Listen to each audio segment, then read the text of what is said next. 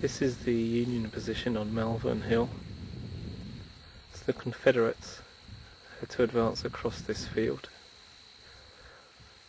On the left of this position is the trees, and on the right there was a swamp. So in other words, they had to advance across here.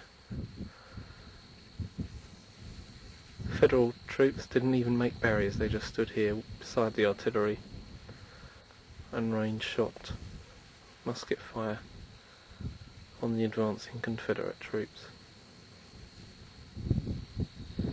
By the end of the battle,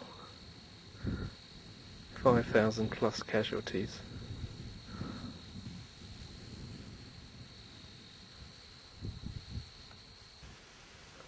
As far as I can tell, the Union Army, which you can see 8 cannon, there's 6 in this line here and there's 2 across the road, but on the day the Union cannon spread right the way across and it was 30. The Confederates had 2 groups of 6, 12 cannon.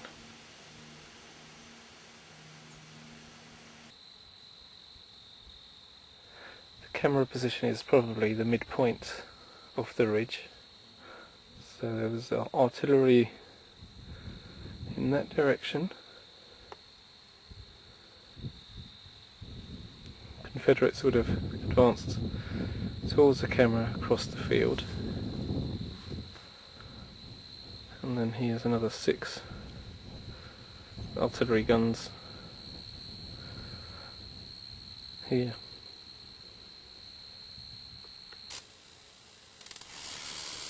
This is the right side of the Union line near the swamp, looking towards the tree line along the position on the ridge which was lined with artillery. And then this is the field over which the Confederates advanced.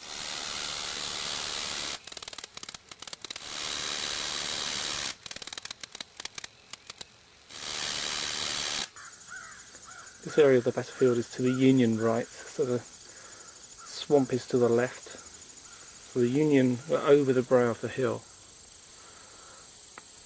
As I come round to the Confederate side, this particular area, because the view was so bad, Union troops advanced into it to cover it to prevent any Confederate troops coming forward and sneaking up to the right of the Union artillery and capturing them.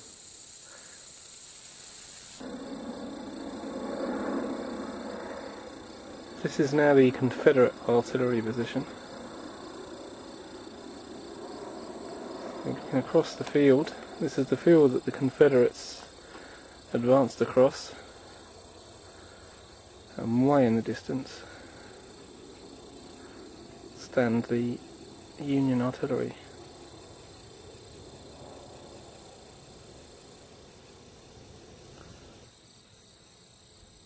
Okay, we're standing at the Confederate line.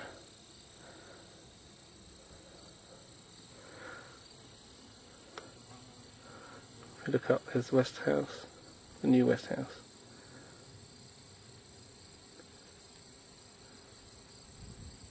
And to the right of it, artillery.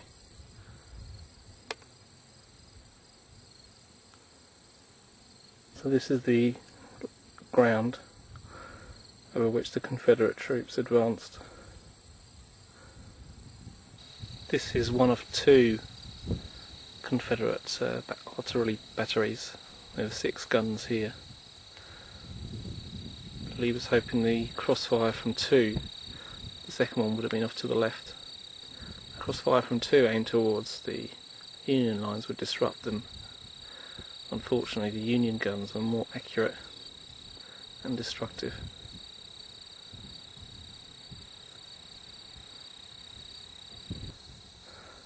One Confederate soldier describes how because of the Union accuracy with their artillery, the Confederates would wheel the loaded cannon to the top of this hill, fire it off towards the Union lines in that direction, about half a mile away, and the recoil from the gun would return the gun down the slope here into being protected That was the only way they could fire the guns, by hiding them behind the slope. Okay, this position is about 300 metres in front of the Confederate line. Sweeping around, looking towards the Union line. Just trying to work out how long it would take at full pace to get there. An Olympic runner would take best part of 2 minutes.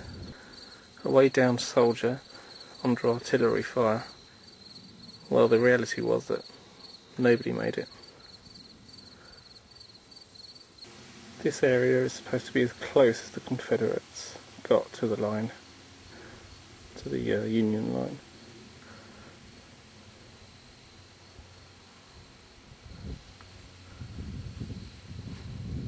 Which, as you will see, is only about 100 metres short.